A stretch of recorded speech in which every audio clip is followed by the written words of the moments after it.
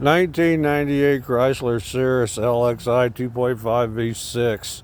I bought this car a couple years ago. It had a no start issue. I seen it on Craigslist, and they had it for 17 years. They're a retired couple, but it started doing the no start issue. It'd start up, run 20 minutes, and it would just die. It run perfect. I drove it home and was driving along, and all of a sudden it did that, just died. And so I got off the interstate and let it sit overnight and went back, and it did start up, and I drove it home here. But last time I just replaced the distributor. It's buried. Taking this all apart, and then I did look at the crankcase positioning sensor last time too, and it's buried.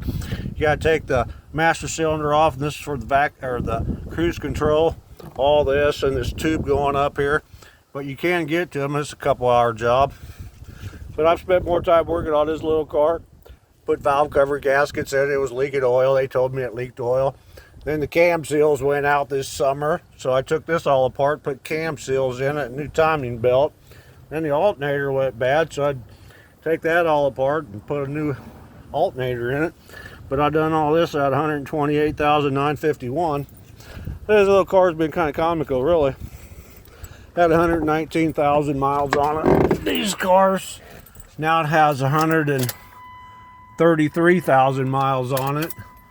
But I spent more time working on this little car than I think I have on any car I've ever owned in the last 25 years. I'm going to be 64. But it just will, just like it always did when it does this, just whirl over like that and will not start. And that's the reason the retired couple sold it to me. And they did take care of it. It has a nice interior in it. They did put brand new Michelin tires on it. So it does have good tires. So it's still worth working on. Crankcase positioning sensor is my next best bet.